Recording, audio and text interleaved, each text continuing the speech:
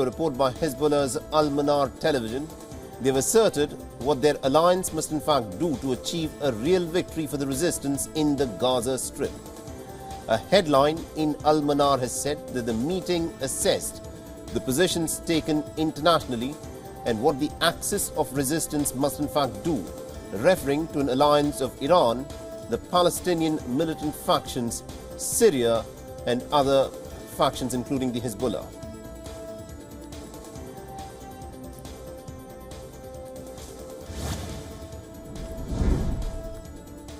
Palestinian officials have claimed that 700 people have been killed in overnight Israeli bombings on the Gaza Strip.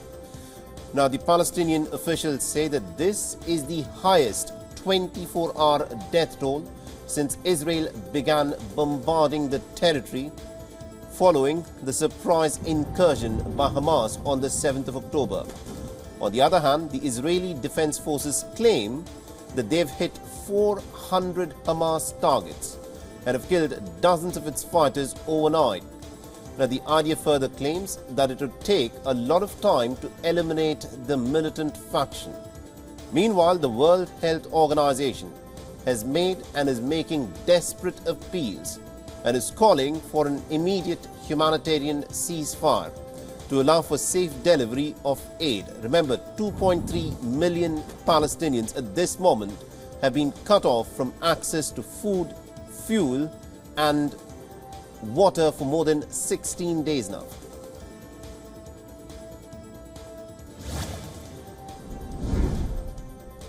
Israel's chief of staff has said that the country's forces are completely ready for a ground offensive into the Gaza Strip. In a video distributed by the military, the chief of staff talked to army officers and said that the IDF is ready for ground operations and will take a decision together with political approval. Now, Israel has amassed tanks and other infantry troops near the fenced border along the narrow coastal enclave for a ground attack on the Gaza Strip.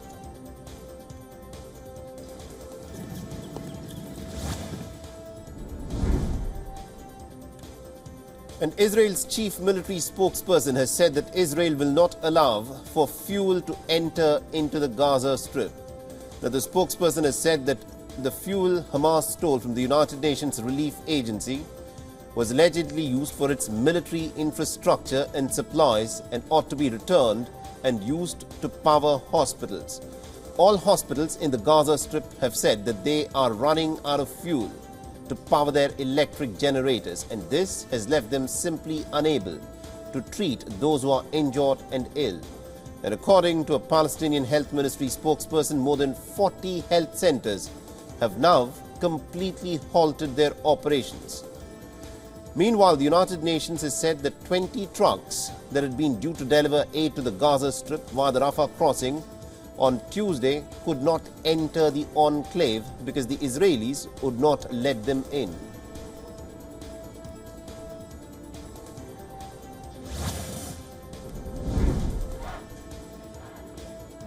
Amidst the ongoing solidarity with the Palestinian people who are being bombarded by the Israelis, backed by the Americans, the Tunisian parliament has approved a draft law criminalizing the normalization of relations with Israel.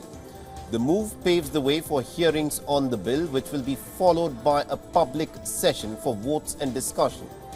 According to the committee, the draft bill includes 7 chapters, which includes a penalty for life imprisonment. However, Tunisia does not have diplomatic ties with Israel, and many Israeli tourists with Tunisian origin annually take part in Jewish celebrations at the Riba synagogue in Jerba.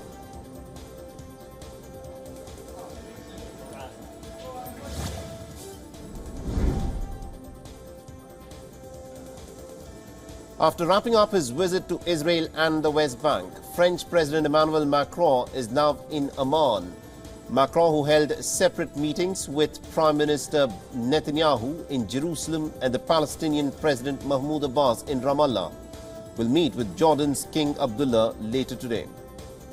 The French president has proposed during his visit to West Asia that an international coalition fighting the Islamic State in Iraq and Syria widens its scope to include the fight against Hamas in Gaza. Speaking alongside the Israeli Prime Minister Netanyahu in Jerusalem, Macron said that France and Israel shared terrorism as their common enemy. Careful to strike a balance, Macron has also met with the Palestinian leader Mahmoud Abbas in the West Bank city of Ramallah.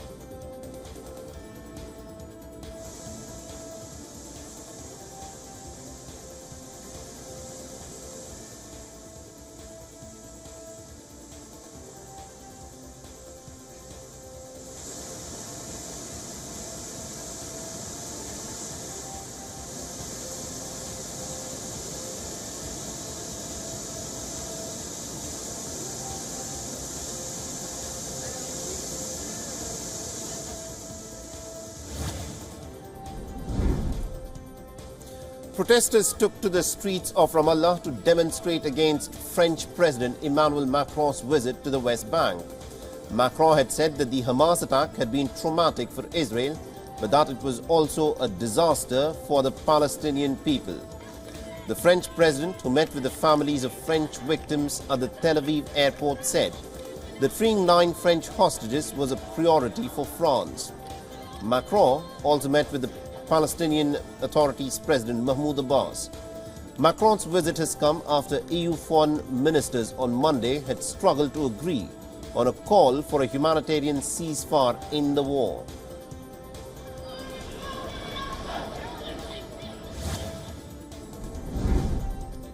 Austrian Chancellor Karl Nehammer and the Czech Prime Minister Peter Fiala are set to arrive in Israel today in a show of support for the country in the wake of Hamas's attack that took place on Israel.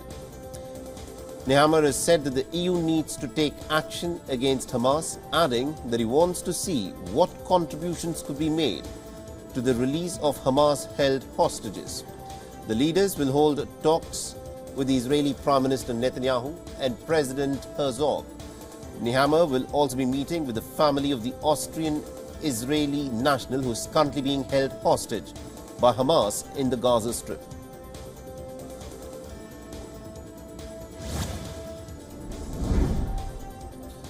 Malaysian Prime Minister Anwar Ibrahim has joined 16,000 pro-Palestinian supporters to condemn the Israeli bombings in Gaza.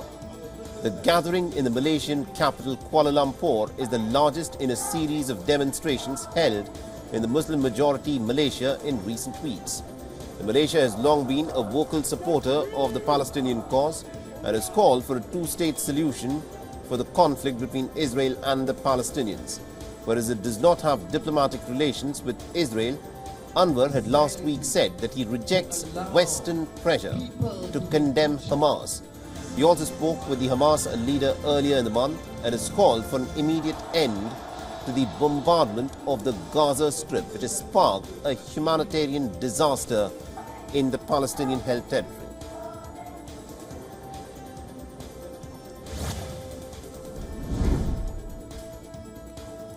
Iran's United Nations ambassador has told the Security Council that the Secretary of State Anthony Blinken had wrongly attempted to blame Iran for the Israel-Hamas conflict.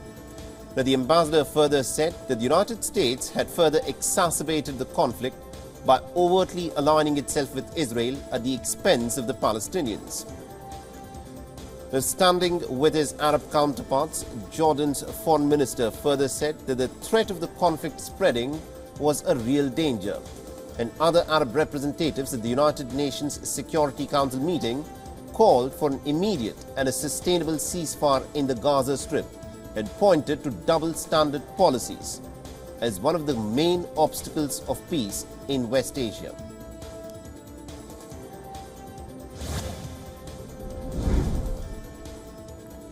The United States has told the United Nations that it does not seek conflict with Iran. However, the American Secretary of State Anthony Blinken has warned that Washington will act swiftly and decisively if Iran or its proxies attack U.S. personnel anywhere. The U.S. military is taking new steps to protect its troops in West Asia, as concerns mount about attacks by Iran-backed groups. The United States has also sent warships and fighter aircraft to the region to try and deter Iran and Iran-backed groups, including 2 aircraft carriers.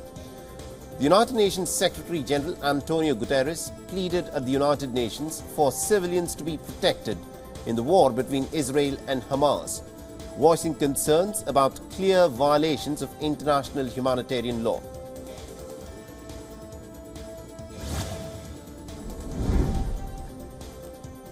Russian ambassador to the United Nations has told the Security Council that Russia does not support the proposed American action in the conflict between Israel and Palestine. Instead, Russia has put forward an alternative draft resolution containing elements from the previous drafts by the United States and Brazil. United Nations Security Council resumed open debate with several foreign ministers calling for an immediate ceasefire and also voicing international concerns that this conflict could spill over into other parts of West Asia. Russia had last week failed to get the minimum 9 votes that were needed for a draft resolution that called for a humanitarian ceasefire. The draft resolution received 5 votes in favor and 4 votes against, along with 6 abstentions.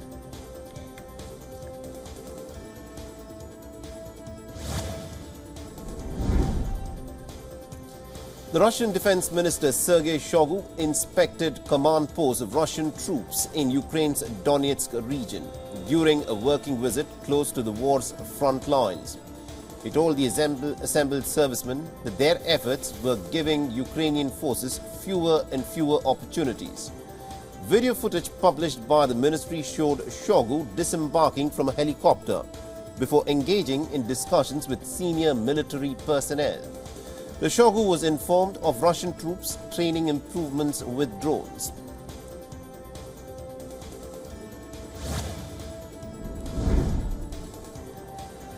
Amidst the U.S. House Speaker crisis, the Republicans have made their 4th pick for the post of Speaker Mike Johnson, who's been nominated by the party. And this comes after Republican nominee from Minnesota, Tom Emmer, abandoned his bid to lead the House of Representatives. With the House Speaker crisis deepening, the Republican Party has said that they'll announce a new nominee in 2 weeks. Now, the House has remained leaderless for almost 22 days. This clearly means the lawmakers are unable to speak or respond over the ongoing Israel-Hamas war and also the Russia-Ukraine war. Congressman Mike Johnson is currently serving Louisiana's 4th district.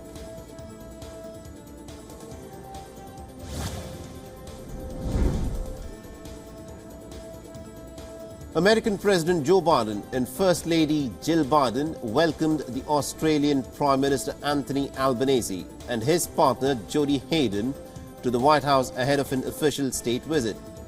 However, the White House is scaling back a bit of its planned celebrations months in the making because of the crisis in West Asia. The leaders will hold talks on topics including the AUKUS security deal, climate change and critical minerals. During the 4-day visit, Albanese and Biden will also discuss the South China Sea, where tensions between China and the Philippines are on the rise. Albanese will meet with U.S. lawmakers every day that he is in Washington to highlight the need for the AUKUS defense partnership with the United States and the United Kingdom.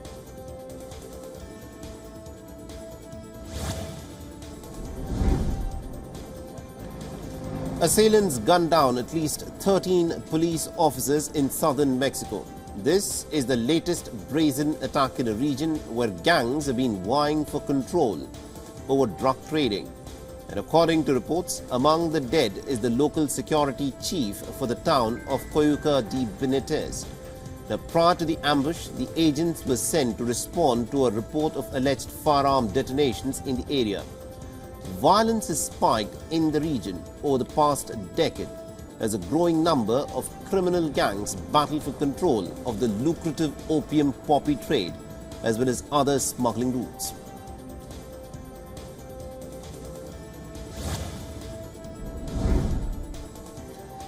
Hurricane Otis has become an extremely dangerous Category 5 storm as it rushes towards the Pacific coast of southern Mexico. Otis is blowing maximum sustained winds of 257 kilometers per hour and is expected to bring heavy rains that are capable of catastrophic damage. According to the U.S. National Hurricane Center, the storm could bring nearly about 20 inches of rain in parts of Guerrero and neighboring Oaxaca state. The schools across Guerrero have cancelled classes ahead of the landfall, and authorities have asked people to stay indoors.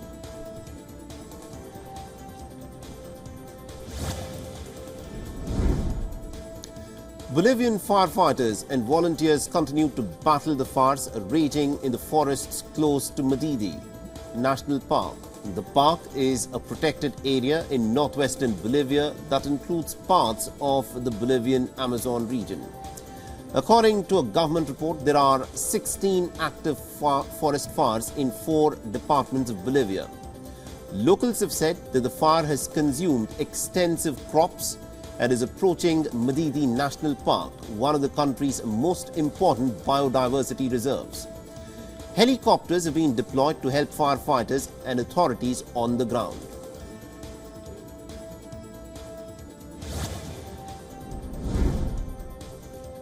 These electric cars are racing against each other across Australia, powered only by the energy of the sun.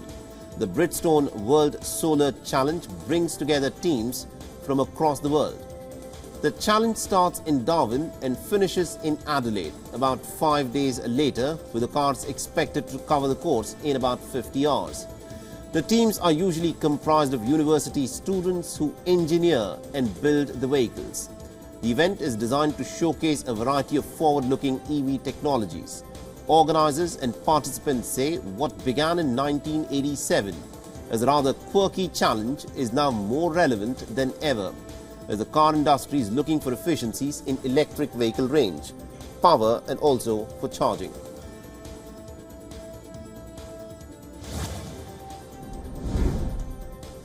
The dollar is on the front foot, drawing support from yet another resilient US economic data reading, while the euro is struggling to make headway on the back of a darkening growth outlook in the bloc.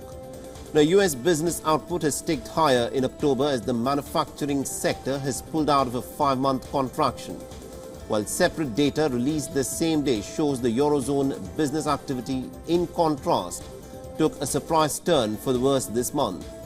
Remember, the euro is the most heavily weighed currency in the dollar index, which measures the greenback against a basket of 6 peers.